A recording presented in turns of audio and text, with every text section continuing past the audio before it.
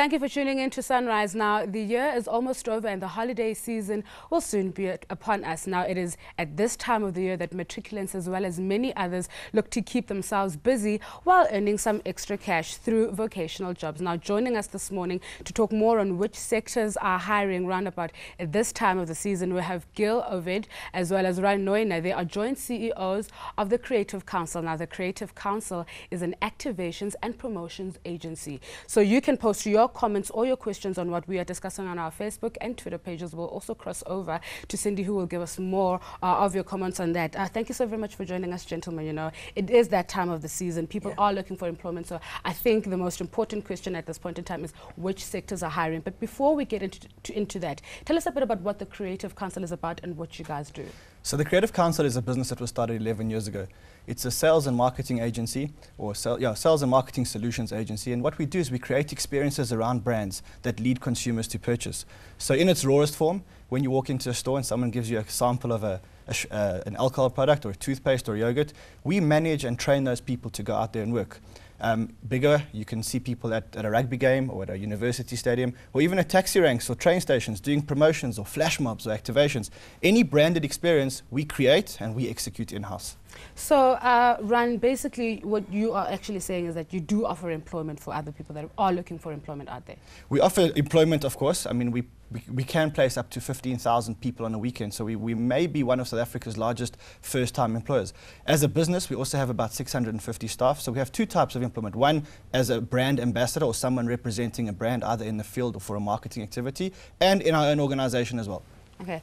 Now, Gil, of course, the important question is really which sectors are hiring at this point in time. So for viewers out there that are looking for employment, which sectors should they be looking into? Well, certainly the retail sector is going to be pumping at this time of the end of the year. So anything along the lines of companies trying to push their products and services from banking to cellular to handset manufacturers, which we were talking about earlier, and of course the fast-moving consumer goods, the supermarket kind of stuff, you know, toothpastes, soaps, detergents and stuff like that. So it's actually quite broad, and there are lots of opportunities for semi-permanent, permanent and even ad hoc promotions over the weekends and stuff. Mm-hmm. So Gil, just to stay with you here for a moment, do you have to be a particular age to be employed in a particular sector, or does it really depend on the sector? Well, we prefer to hire people over the age of 18, but barring that, really it depends on what the requirements of our brands are. So we've got a wide variety of clients, from Vodacom to Unilever to Colgate, etc., across a variety of industries. And they have certain criteria for what they want to represent for their brand. You have youthful brands, you have old mama brands, you've got fun, sexy brands, and depending on what they're looking for, we source and place promoters of that nature. So actually, we look to employ people of all ages, colors, experience levels, educational levels, so it's quite broad. Okay. So Ran, speaking of criteria, what does one individual possibly looking for employment need to make themselves a bit more appealing, more marketable? Maybe a CV there to put together. What would you advise? So I think you'd be surprised. In our industry, it's not really about your CV. We actually help you build your CV. It's about the softer issues. It's about your confidence. It's about your ability to sell. But if you don't have that, we have a specially designed training to assist people. You mentioned to me before the show that you were extremely shy and you did a lot of promotions, and look at you today. And I think it's that type of experience that we give people. We train them on how to become confident. We train them on how to interact with consumers. We train them on how to interact with people and selling techniques. And what they find is whatever they learn with us, they take out into the job place later on, and that gives them the tools to carry on. You'll be surprised how many of our brand ambassadors were actually employed as brand managers at the companies or as reps for the companies that we work for. And the basic training came from us. I think there's also another side to it which is important in terms of learning the basics. So regardless of what you do in your life, there's certain basics that we sometimes surprised people don't know, and we almost have to teach them. And I guess for viewers out there who are looking to get their first time employment, there are certain things that you need to get right, such as being on time. I know it sounds like such a small thing. Be on time, be well dressed, well groomed, do a little bit of homework before you come, know your stuff.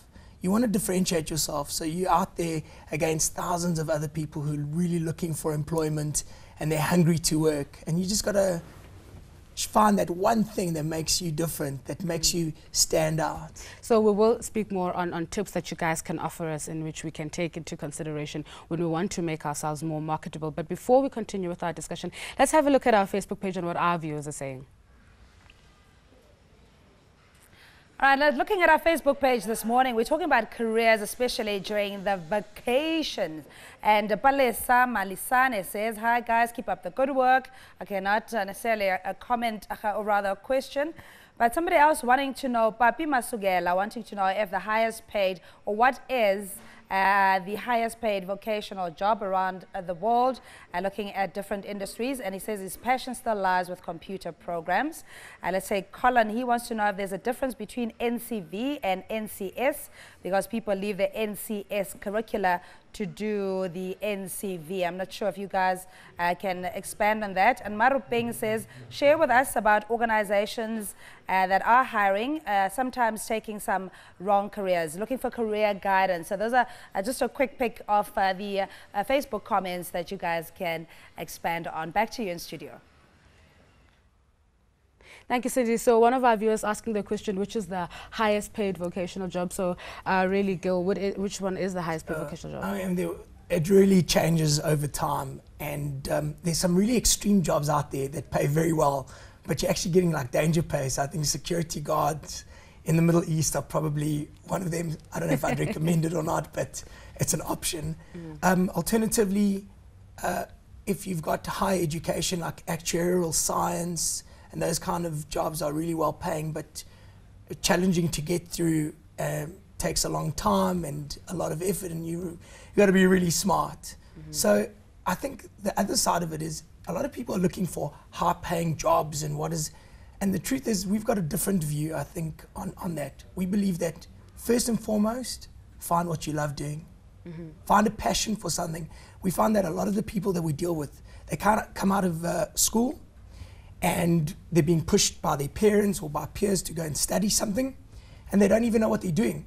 And they'll spend 3-4 years studying, realizing afterwards that they actually hate what they studied, they don't want to do it, and that's a big problem. I think spend more time, do more homework, finding out what is your passion, what do you love doing. You'll find success, you'll make money if you do what you love.